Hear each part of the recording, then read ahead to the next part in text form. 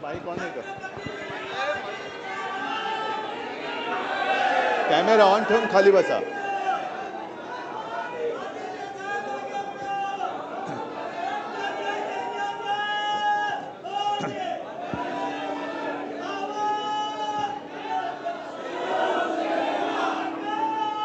जमलेल्या माझ्या तमाम हिंदू बांधवांनो, भगिनींनो आणि मातांनो,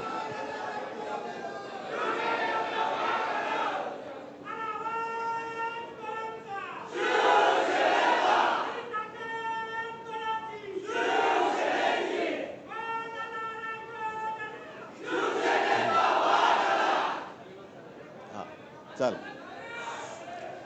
मी गेल्या 8-10 दिवसापासून बातम्या सुरू आहेत. शिवसेनेतून काही गद्दार फुटले. मग काही जणांनी कोलेखोई सुरू केली की शिवसेना संपली. हे मला वाटतं तोच माईक चांगला होता.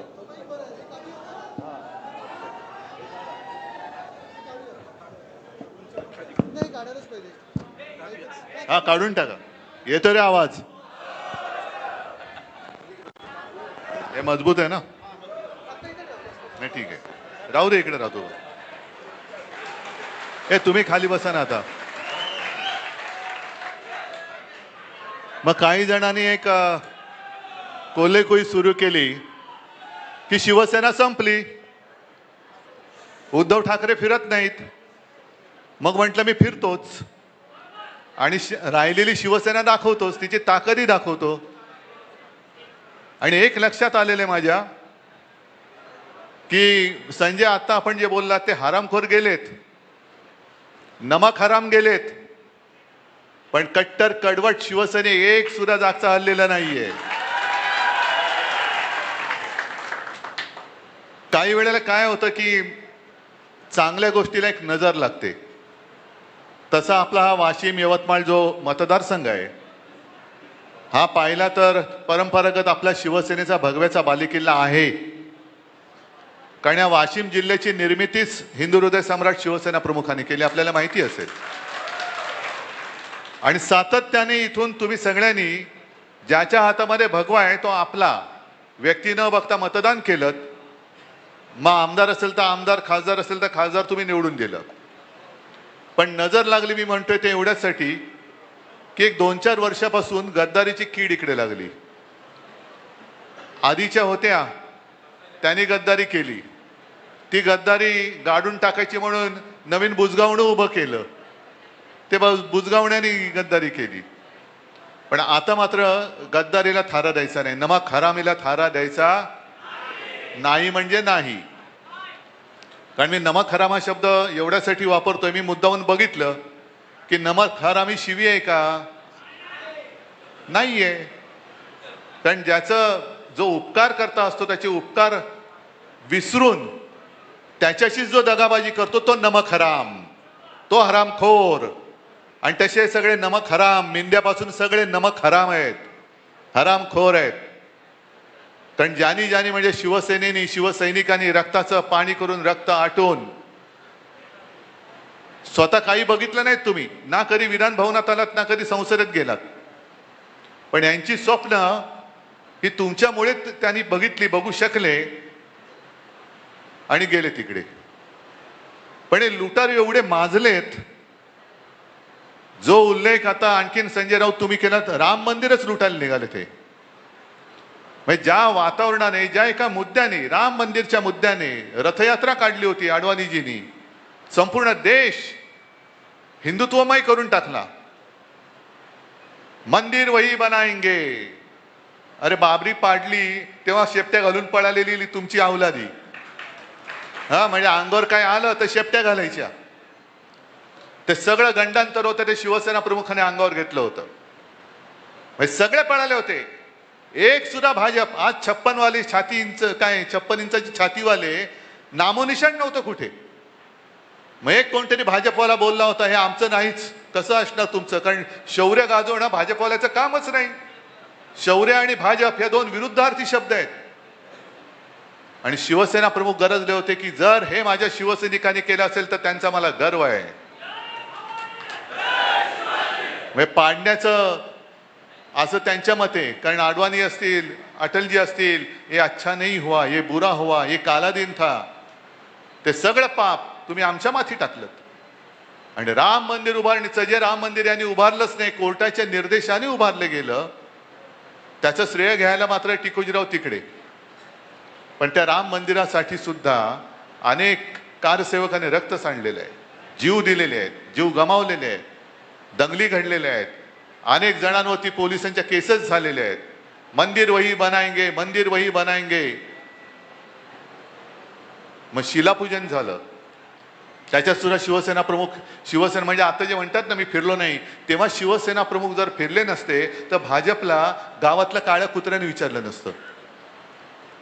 आणि अशी हिंदुत्वाची लाट निर्माण झाली, राम मंदिर निर्माण झालं. काय अभिमान वाटला आपल्याला. आणि त्या राम मंदिरावरती दरोडा घालणारे आत्ताचे बाबर आहेत हे.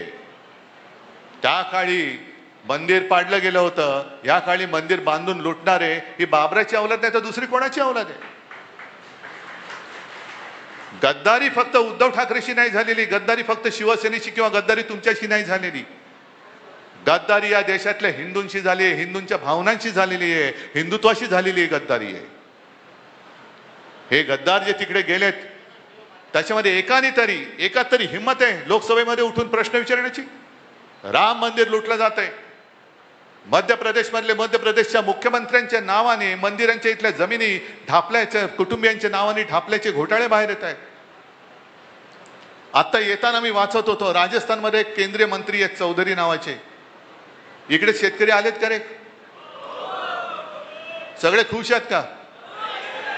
तुमच्या मालाला, शेतमालाला भाव मिळालाय? तुम्हाला नाही मिळाला.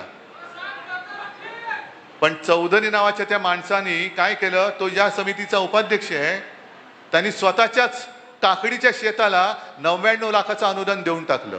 बसा बोंबलत तुम्ही, हमी भाव पाहिजे, हमी भाव पाहिजे, हमी भाव पाहिजे. हमी भाव पाहिजे असेल तर खासदार व्हा, आमदार व्हा, मग बघा कसा हमी भाव मिळतोय खोक्यानी. मग खोक्याने हमी भाव मिळतोय. पण त्या चौधरी नावाच्या माणसाने स्वतःच्याच खात्यातनं स्वतःच्याच शेताला काकडीच्या पिकासाठी 99 लाख रुपये अनुदान देऊन टाकलं. याला म्हणतात कोल्हा काकडीला राजी.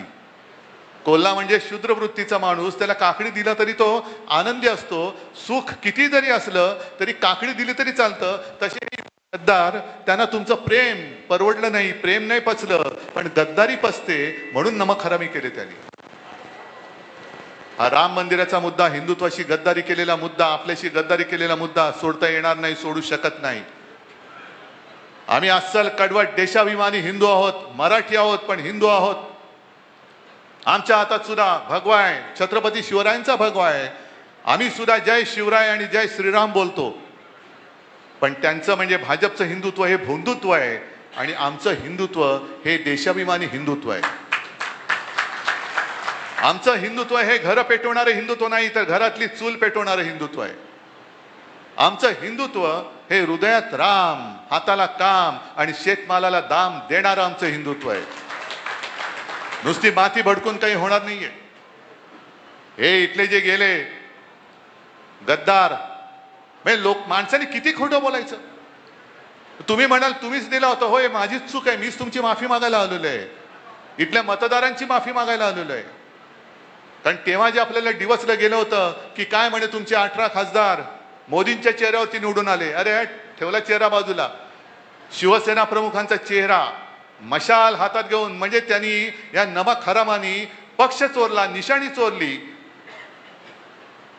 वडीलही चोरले, तरी देखील 9 खासदार तुम्ही हक्काचे आपले मशाल या चिन्हावरती निवडून दिले होते.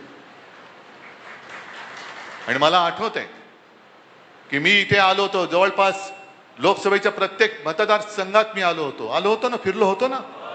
निशाणीचा पत्ता नव्हता, कारण निशाणीच आपल्याला अनिल शेवटच्या 15 दिवसात मिळाली. पण मी तुम्हाला उमेदवार सांगत होतो, तुम्ही मागचा पुढचा कसलाही विचार न करता, म्हणजे या माणसाने मागे एकदा गद्दारी केलीच होती, आपल्याशी केलीच होती, आणि मग परत आले. माझ्याकडे ती व्हिडिओ क्लिप आहे, मी आत्ताच्या आधीच्या मेळाव्यात ऐकवली ती. त्याच्यात ते म्युझिक वगैरे म्हणून ती नीट लागत नाही, आवाज येत नाही, पण गदगदलेल्या कंठाने सांगितलं की हिंदू हृदय सम्राट शिवसेना प्रमुख बाळासाहेब यांनी सांगितले की जो माणूस संकटात असेल तिकडे जात पात धर्म न बघता त्याच्या मदतीला धावून जा. आणि आज माझी 82 वर्षाची आई म्हणजे त्यावेळेला ते म्हणालेत, तिनेही सांगितलं की शिवसेनेसोबत जा. मग त्या मुलाखतकर्ती जी महिला आहे तिने सांगितलं, विचारलं तुम्ही गदगदलेत, तुम्ही ठाकरेंसोबत राहणार का? हो, मी ठाकरेंसोबतच राहणार. म्हणजे आईच्या नावाने खोटं बोलताय. मी जेव्हा मातोश्रीवरती बैठक बोलवली होती तेव्हा मला आदल्या दिवशी फोन केला, नाही मुलीची सोयरीक जुळते, पाहुणे पाहायला येणार आहेत, तर मी काय करू? म्हटलं काय करणार, थांबा आता, पण व्हिडिओवरनं जॉईन व्हा. हे सगळं खोटं बोललेले, कारण सोयरीक स्वतःची जुळवत होते. खोक्यांची बोलणी चालू होती, हुंडा किती देणार, देण्या घेण्याच्या गोष्टी करायला पाहुणे जाणार होते. हे नमक हराम पाहुणे या नमक हरामाच्या घरी जाणार होते भाव ठरवायला, किती भाव देतोय बोल. म्हणजे आईच्या नावाने खोटं बोलणारा माणूस, मुलीच्या नावाने खोटं बोलणारा माणूस, आपल्या सगळ्यांशी खोटं बोलणारा माणूस विकासासाठी गेल्या याच्यावरती विश्वास बसतो तुमचा? कधीतरी शेतकऱ्यांसाठी रस्त्यावर उतरलेला हा माणूस दिसलाय? तुम्ही सगळे उतरलात. आपण बुलढाण्यामध्ये मोर्चा काढलेला, अकोल्यामध्ये काढला, इथे सुद्धा तुम्ही लोकांनी शेतकऱ्यांसाठी आंदोलन केलं, पण शेतकऱ्यांसाठी ना तिकडे लोकसभेत आवाज उठवला ना कधी इकडे रस्त्यावरती उतरला. आणि विकास निधीचा सुद्धा तो तक्ता मी नाही मांडला, त्या मुंबई तकच्या साहिल जोशीने मांडलेल्या, पाहिलात का तुम्ही? निधी किती आला आणि निधी किती खर्च झाला. म्हणजे विकास निधी मिळत होता तुम्हाला. बरं, विकास निधी हेच जर का कारण असेल तर मग असं समजायचं का की याच्या पुढे कोणी भाजपच्या व्यतिरिक्त कोणाला मतच द्यायचं नाही, कारण तिकडे विकासच होणार नाही? इथे भाजपच्या छाताडावरती आपला भगव्याचा खासदार निवडून आला, पण भाजपला मतं मिळालीच नाही इकडे. मग त्यांची कामं काय करायची नाहीत?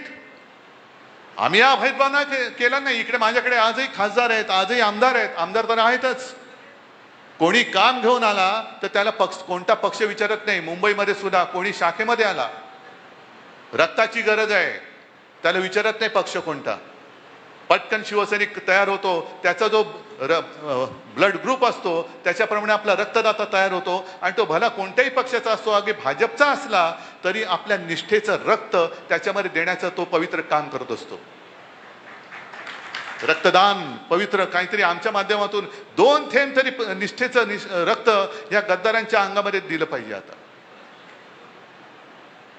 हा प्रश्न केवळ तुमचा आमचा नाहीये. जे एक लोकसभेच्या वेळेला यांचा प्रचार चालला होता, अबकी बार 400 पार, कारण यांना मूळ म्हणजे संविधान बदलायचंय. यांना ते डिलिमिटेशनचं बिल जे त्या 2/3 बहुमत झालं नव्हतं ते पास करण्यासाठी मग शिवसेना फोड, राष्ट्रवादी फोड, तिकडे तृणमूल फोड, आणखी नुसती फोडाफोडी करायची. शेतकरी आत्महत्या करतोय. यवतमाळ वाशिम हा पट्टा जास्तीत जास्त शेतकऱ्यांनी आत्महत्या केलेल्या आहेत. लाज लज्जा शरम राज्यकर्त्यांना कोणाला काही राहिलेलं नाहीये. खोकेच्या खोके घेऊन तुम्ही गद्दाराच्या घरी जाताय. अरे सारी लाखाची मदत माझ्या शेतकऱ्याच्या घरात जाऊन का नाही करत तुम्ही? ज्याप्रमाणे आपलं सरकार असतं आपण कर्जमुक्ती केली होती. मी मुक्ती शब्द वापरतोय, कर्जमाफी नाही. माफी ही गुन्हेगाराला द्यायची असते. माझा शेतकरी गुन्हेगार नाही, तो माझा अन्नदाता आहे, त्याला मी मुक्त करेन. माफ करण्याची तर वेळच येत नाही, कारण तो अन्नदाता आहे. कर्जमाफी हा शब्द माझ्याकडे नाहीये. आणि मी अनेक वेळा विचारलेलं आहे, ज्याप्रमाणे कोणती अटीतटीचा सामना न करता 2 वेळा त्या आपले सेवा केंद्र काय जे आहे सरकारचं तिकडे गेल्यानंतर शेतकऱ्याच्या खात्यात थेट कर्जमाफीचं किंवा कर्जमुक्तीचे पैसे हे जात होते की नव्हते? मग ती कर्जमुक्ती आणि यांची हे कोण मोठे आलेत कर्जमाफी करणारे, कोण तुम्ही? 2019ची कर्जमुक्तीचा लाभ ज्यांना मिळालाय त्यांना ह्या कर्जमाफीचा लाभ मिळणार नाही. काऊन देणार नाही? हे गद्दार उघडणार आहेत तोंड, विचारणार आहेत. जे नमक हराम मिंदे तिकडे बसलेले आहेत ते मुख्यमंत्र्यांना विचारणार आहेत. कोणाची हिंमत नाहीये, पण कोणी प्रश्न विचारायचे नाहीत म्हणून फोडाफोडी करत चाललेले आहेत. आणि शिवसेना ही केवळ आमदार खासदारांपुरती मर्यादित नाही. मी आलेलो आहे, मी तुमच्यासह इथल्या सर्व मतदारांची माफी तर मागायला आलेलो आहेच, कारण मीच तुम्हाला उमेदवार दिला होता आणि तुम्ही माझ्या शब्दावरती विश्वास ठेवून त्याला निवडून दिला होता, म्हणून ह्या सगळ्या गुन्ह्याची माफी मागायला मी आलेलो आहे. पण आणखीन एका गोष्टीसाठी आलेलो आहे की दुर्दैवाने नमक हराम जरी गेलेला असला तर मी हललेलो नाही, मी तिथेच उभा आहे. मी तुम्हाला न्याय मिळवून देण्यासाठी कटिबद्ध आहे, मी वचनबद्ध आहे. मी हलणार नाही, मी थकणार नाही, मी खचणार नाही. आणि तुमच्यासारखे मर्द शिवसैनिक माझ्या सोबत आहेत. मग कशाला कोणाची भीती आहे, कोणाची पर्वा आहे? येऊ देत संकट. संकटाच्या छाताडावर चालून जाणारे शिवसैनिक जे बाळासाहेबांनी मला दिलेत, ते जोपर्यंत माझ्या सोबत आहेत तोपर्यंत किती संकट येऊ दे, त्यांना पायदळी तुडवून त्यांच्या उरावरती भगवा रोवून पुढे जाणारा मी आहे. फक्त प्रश्न आहे तुमचा. कारण हा जो राग आहे, हा जो उद्रेक आहे, हा या गद्दारीला, या यवतमाळ वाशिम मतदारसंघाला ज्यांनी कीड लावलेली आहे, त्या किडीला गाडून किंवा गाडल्याशिवाय स्वस्थ बसायचं नाही ही शपथ तुम्ही घेणार असाल तर मग पुढच्या वाटचालीला अर्थ आहे. नाही तर जमलात सगळे, इकडे तुडुंब भरले, तिकडे तुडुंब भरले, बाहेर लोक उभी आहेत, रस्त्यात लोक उभी आहेत, पत्रकार मध्ये मध्ये विचारतात. तेवढ्याला अर्थ नाहीये. ही गद्दारीची कीड गाडण्यासाठी तुम्ही 3 वर्ष तर 3 वर्ष, कारण आपण त्यांना काय आव्हान देतोय, हिम्मत असेल तर राजीनामा दे आणि मैदानात उतर. अरे हिम्मत असती तर चार्टर्ड विमानाने पडून नसते गेले. म्हणजे विकास निधी खासगी विमानातून दिल्लीवारी आणि सगळीकडे जात आहेत, हा यांचा विकास. माझा शेतकरी बोंबोलतोय आणि विमानातून वरनं आमचा विकास निधी चाललेला आहे. काय चाटायचंय? तर अस्सल भगवा हातात धरलेला शिवसैनिक कसा असतो हे त्याला दाखवलं पाहिजे. तुम्हाला तो जिथे दिसेल तिथे त्याला जाब विचारला पाहिजे.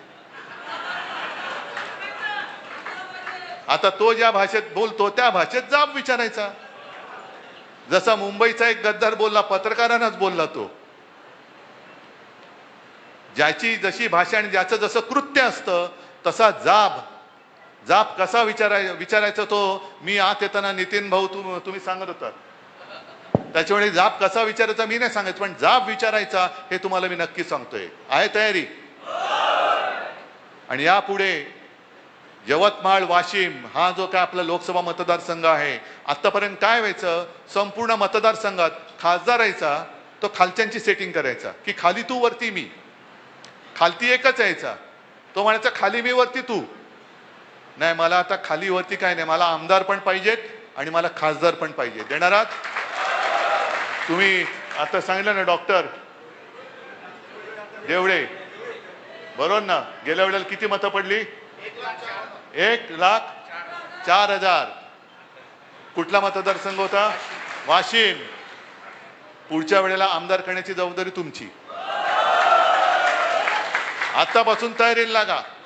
निवडणुकीसाठी जी मांडणी करायची, जी बांधणी करायची ती करत राहा. आणि त्याच बरोबरीने हा गद्दार जिकडे फिरेल तिथे त्याला जा.